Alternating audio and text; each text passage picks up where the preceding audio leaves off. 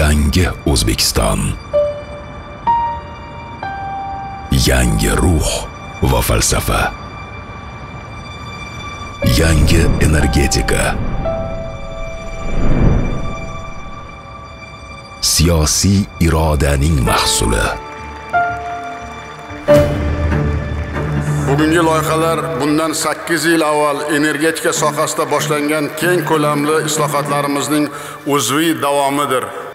Yangidan qurilgan tizim. Tubdan yangilangan infratuzilma. Energetika siyosatining yangi impulsi. Biz bu loyihalar orqali nafaqat iqtisodiy o'sishga erishamiz, balki kelajak avlodlarimiz uchun yashil va barqaror O'zbekistonning mustaqil poydevorini yaratamiz. Sohaning shiddatli o'sishi, tarixda bo'lmagan sarmoyalar va misli ko'rilmas natijalar. Biz kelgusi taraqqiyotimizni yashil iqtisodiyot rivojlanishida ko'rmoqdamiz. Bularning barchasi inson qadri uchun. You love your people, you love your country, and your people and your country, they love you, Mr. President. We are ready.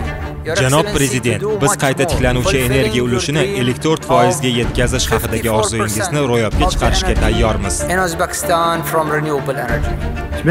Biz sizning jamoangiz safida ishtirok etayotganimizda, eng muhim, kelajakka qo'yilayotgan qadamlarga hissa qo'shayotganimizdan mamnunmiz. O'zbekiston xalqi energetika infratuzilmasini rivojlantirishda, iqtisodiy va ijtimoiy taraqqiyotda yangi va salmoqli yutuqlarga erishdi. Qayta tiklanuvchi energetika va energiya saqlash tizimlarini joriy etish bo'yicha O'zbekistondek tez harakat qilgan mamlakat yo'q. Haqiqiy islohotlarni amalga oshira oladiganlar bu jasur va qat'iy yetakchilik qobiliyatiga ega insonlardir. 2030-yilda bu yerda bo'lishni juda istardim. Bugün gerçekten tarihi bir olay. O'zbekistonning Bu haqiqatdan ham tarixiy voqea. O'zbekistonda shamol, quyosh va elektr stansiyalarining qisqa muddatda foydalanishga topshirilishi Prezident Shavkat Mirziyoyev va uning jamoasining katta muvaffaqiyati. Qisqa vaqt ichida juda katta investitsion loyihalar, shunday katta investorlar bozorimizga mana kirib keldi. 30 oy oldin bu yerda ochiq dala edi.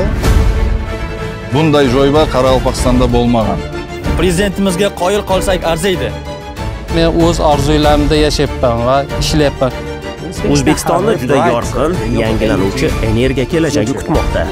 Keyingi hamkorlik va rivojlanish katta imkoniyat yaratdi. Menimcha bu prezidentingiz tomonidan tashlangan mamlakat uchun ham moliyaviy jihatdan ham odamlarning farovonligi nuqtai nazaridan juda muhim qadamdir.